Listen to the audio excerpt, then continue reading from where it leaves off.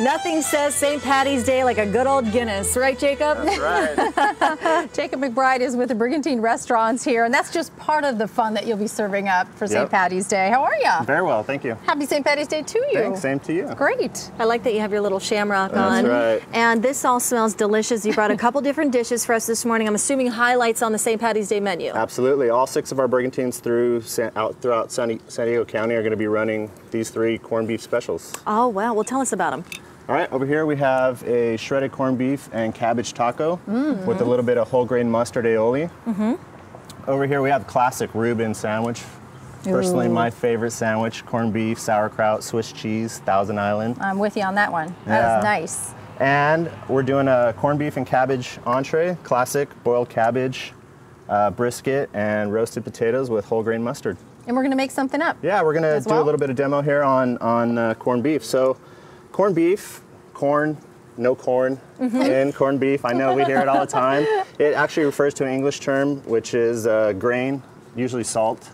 So we brine it for anywhere from a day to 7 days. Salt, sugar, pepper, water, bay leaf, all kinds of stuff. After that, we take it out, boil it for about 6 to 8 hours. It's a really tough piece of meat. So it's got a lot of connective tissue. You have to boil it for a really long time to make it tender. So once we do that, this is what we end up with. Yeah. Could you slow cook it too? Could you do exactly. that? That's what you do. You could boil it on top of the stove, or you could slow cook it in the oven for anywhere from 6 to 8 hours. Wow. So I'll take this out. I'll let this rest while we prepare a little bit of sauteed cabbage. I like to do a little different twist on it myself, other than just the boiled cabbage. I like to do a red cabbage with a little bit of apple juice, cider vinegar, brown sugar, and of course some bacon. Ooh, Anytime delicious. I can throw bacon into something, it's fantastic. So, can I put you on the spot really quick and ask you, what's the best way or the best ingredients to use when making sauerkraut? When making it's green cabbage. Great, but what else in there? Cabbage. What else would you put in there to make it not so bitter? You could rinse it once you take it out of the brine, because it's brined. Yeah. It's a pickled solution. So and that could help. Take it out, just rinse it. That just takes some of the bitterness. So no other ingredients to throw in there. If you don't like sauerkraut, just use straight green cabbage and saute it up. If you're not really good with the flavor. Now are we going to put the cabbage in here? We are. Let's start down with a little bit of the liquid. The oil first. Okay. Yeah. This is the little bit of apple juice. All right. I want to start reducing all this together. Ah, okay. Our brown sugar. That makes vinegar. sense. Let's get that going together. That smells really good. Go ahead and add the cabbage in. Okay, here we go. Oops, don't mind my fingers, sorry. That's all right, we got clean hands. Yes, we do. All right, so while that's sauteing and the cabbage is absorbing all that flavor, what I'm going to put it with is a little bit of our whipped potatoes. Ooh. Russet potato, boiled down till it's fork tender.